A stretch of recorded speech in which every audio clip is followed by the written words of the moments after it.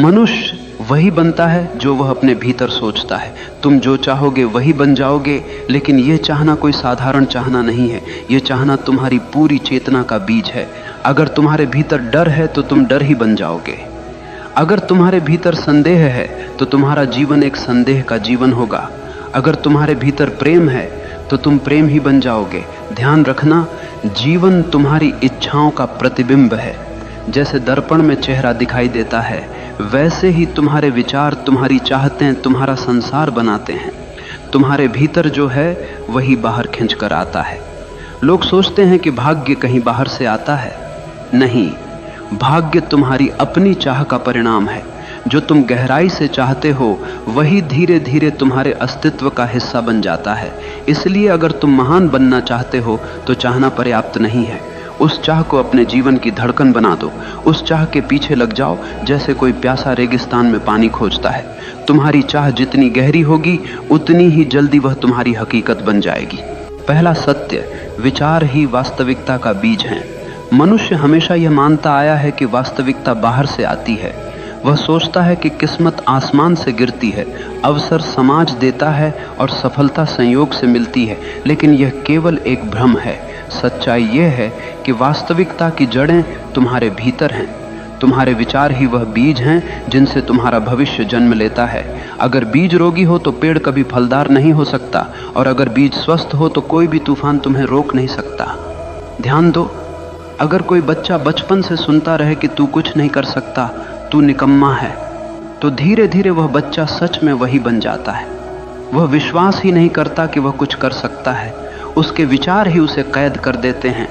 लेकिन वही बच्चा अगर यह सुनता रहे कि तेरे भीतर अनंत संभावनाएं हैं, तू कर सकता है, तो उसकी चाल बदल जाती है, उसका आत्मविश्वास बदल जाता है।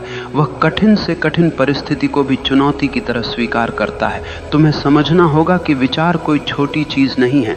विचार ऊर्जा है, और यह ऊर्जा निरंतर तुम्हारी आभा, तुम्हारी भाषा, तुम्हारे निर्णय और तुम्हारी यात्रा को आकार देती है।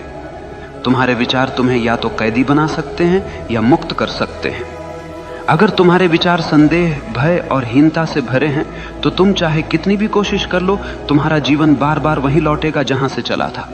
लेकिन अगर तुम्हारे विचार प्रेम, साहस और आत्मविश्वास से भरे हैं तो परिस्थितियां तुम्हारे विरुद्ध होते हुए भी तुम्हारे पक्ष में काम करने लगेंगी। मन एक चुंबक है, वह वैसा ही खींचता है जैसा वह सोचता है।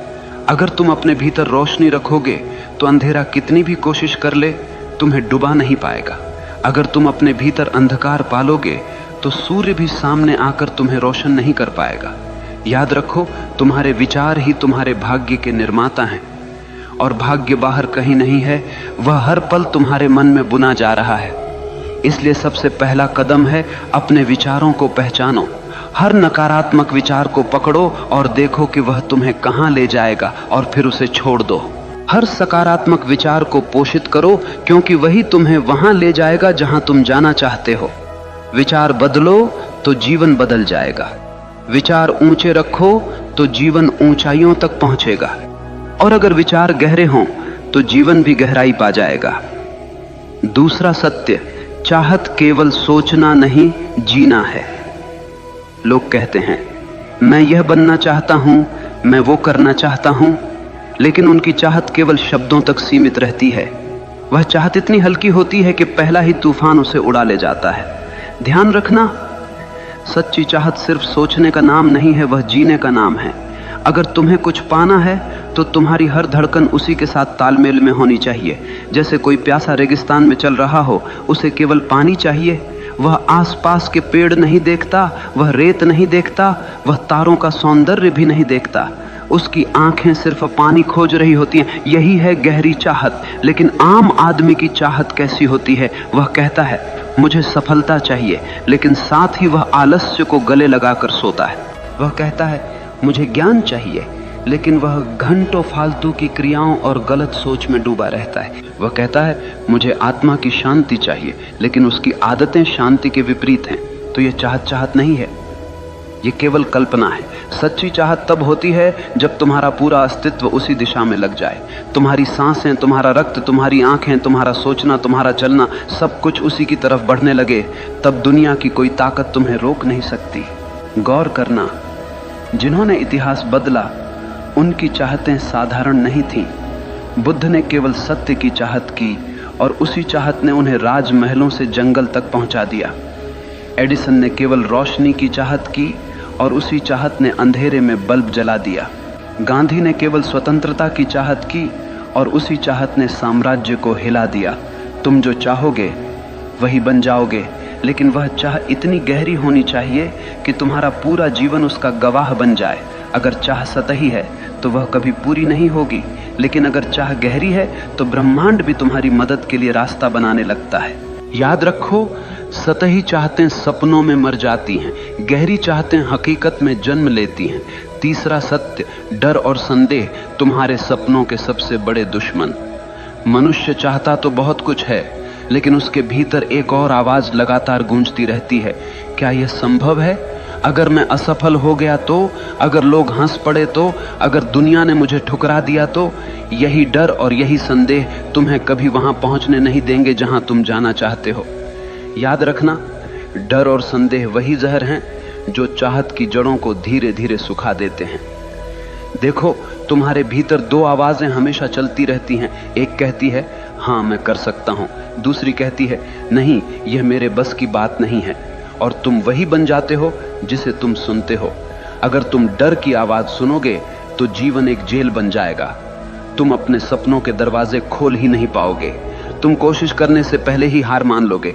डर तुम्हें यकीन दिलाएगा कि सुरक्षित रहना ही समझदारी है, लेकिन ध्यान रखना, सुरक्षित रहने वाले लोग कभी महान नहीं बनते, वे केवल भीड़ में गुम हो जाते हैं। और अगर तुम साहस की आवाज सुनोगे तो दुनिया कहेगी पागल है, लेकिन वही पागलपन तुम्हें ऊंचाइयों पर ले जाएगा। हर महान इंसान को कभी न कभी पागल कहा गया है, क्योंकि उसने डर को नकार दिया और संदेह को त्याग दिया। ध्यान से समझना, डर असली नहीं होता, वह केवल एक कल्पना है। तुम सोचते हो कि भविष्य में कुछ गलत होगा, लेकिन भविष्य अभी आया ही कहां है। तुम डर को अपनी सोच से पैदा करते हो और फिर उसी डर में जीते हो। इसलिए अगर तुम सच में वही बनना चाहते हो जो तुम चाहते हो, तो सबसे पहले अपने डर को पहचानो, उसे चुनौती दो। हर बार जब डर कहे तू नहीं कर सकता, तुम्हारा उत्तर होना चाहिए मैं करके दिखाऊंगा। और धीरे धीरे डर कमजोर हो जाएगा, साहस मजबूत हो जाएगा। याद रखना, डर तुम्हें कैद करता है, साहस तुम्हें मुक्त करता है। जो इंसान अपने डर से ऊपर उठ गया, वह चाहे कुछ भी चाह ले पूरा करके रहेगा, क्योंकि अब उसके रास्ते में कोई रुकावट नहीं है। चौथा सत्य, परिस्थितियां तुम्हें नहीं गढ़ती, तुम्हारा दृष्टिकोण गढ़ता है। लोग हमेशा शिकायत करते रहते हैं, मेरी हालत खराब है, मेरी परिस्थितियां कठिन हैं, मेरा परिवार मेरा साथ नहीं देता, समाज मुझे रोकता है। लेकिन ध्यान से सुनो, परिस्थितियां कभी किसी को महान नहीं बनाती और न ही किसी को छोटा करती हैं। महान वही बनता है जो कठिन परिस्थितियों को सीढ़ी बना लेता है, और छोटा वही रह जाता है जो परिस्थितियों को बहाना बना लेता है। जीवन में तूफान आएंगे, कभी गरीबी का तूफान, कभी असफलता का, कभी अकेलेपन का। लेकिन असली प्रश्न यह नहीं है कि तूफान कितना बड़ा है, असली प्रश्न यह है कि तुम उसे देखने का दृष्टिकोण क्या रखते हो। एक ही परिस्थिति में दो इंसान होते हैं, एक टूट जाता है, हार मान लेता है, दूसरा उसी परिस्थिति में और भी मजबूत हो जाता है। फर्क केवल दृष्टिकोण का होता है। अगर तुम्हारा दृष्टिकोण यह है कि हर मुश्किल मुझे कुछ सिखाने आई है, तो वह मुश्किल तुम्हारा शिक्षक बन जाएगी। लेकिन अगर तुम्हारा दृष्टिकोण यह है कि मुश्किलें मुझे तोड़ने आई हैं, तो वह मुश्किल सच में तुम्हें तोड़ देगी।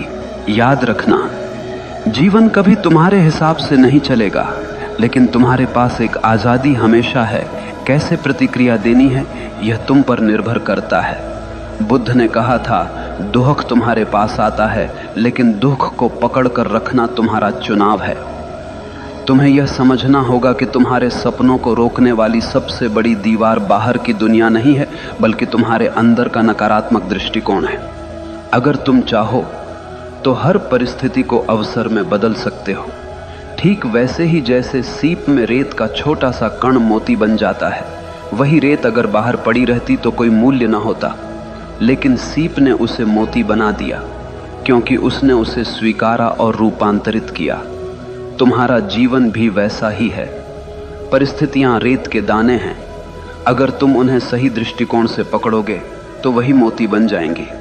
इसीलिए अगर तुम जो चाहो वो बनना चाहते हो तो सबसे पहले अपने दृष्टिकोण को बदलो। परिस्थितियां चाहे जैसी हों, तुम्हारी नजर उन्हें या तो बोझ बना सकती है या वरदान। 5वां सत्य, अनुशासन चाहत को हकीकत में बदलने का सेतु। देखो, चाहत रखना आसान है, हर आदमी चाहता है। कोई अमीर बनना चाहता है, कोई सफल, कोई शांत, कोई महान, लेकिन चाहत अकेली कुछ नहीं कर सकती। चाहत को हकीकत तक पहुंचाने के लिए एक पुल चाहिए, और उस पुल का नाम है अनुशासन, डिसिप्लिन। बिना अनुशासन के चाहत वैसी ही है जैसे बिना ईंधन की कार खड़ी रहेगी, कहीं नहीं जाएगी। सोचो, अगर तुम यह चाहते हो कि तुम्हारा शरीर स्वस्थ हो तो केवल सोचने से कुछ नहीं होगा। तुम्हें रोज व्यायाम करना होगा, सही भोजन करना होगा, आलस्य छोड़ना होगा। यही अनुशासन है। अगर तुम यह चाहते हो कि तुम्हारा जीवन ज्ञान से भरा हो तो केवल यह चाहना कि काश मैं बुद्धिमान बनूं बेकार है। तुम्हें किताबें पढ़नी होंगी, ध्यान करना होगा, अपने भीतर प्रश्नों को गहराई से देखना होगा।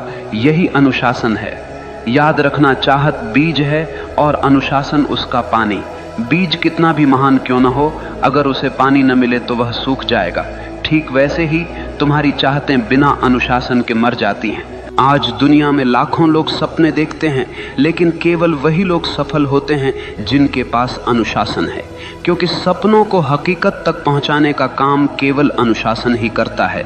और अनुशासन कोई कैद नहीं है, अनुशासन तो आज़ादी है। आज़ादी इस बात की कि तुम अपने ही आलस्य, अपनी ही कमजोरियों और अपने ही डर से मुक्त हो जाओ। देखो, एक नदी जब तक बह रही है वह जीवन देती है, लेकिन वही नदी अगर बिखर जाए, फैल जाए तो केवल कीचड़ बन जाती है। अनुशासन नदी के किनारों जैसा है, जो तुम्हारी ऊर्जा को दिशा देता है, गहराई देता है और तुम्हें तुम्हारे मंजिल तक ले जाता है। इसलिए अगर तुम सच में वही बनना चाहते हो जो तुम चाहते हो तो केवल चाहने से कुछ नहीं होगा। तुम्हें अपने जीवन में अनुशासन की आग जलानी होगी। हर दिन, हर क्षण अपने लक्ष्य के लिए समर्पित होना होगा। और जब चाहत और अनुशासन मिलते हैं तो चमत्कार होता है।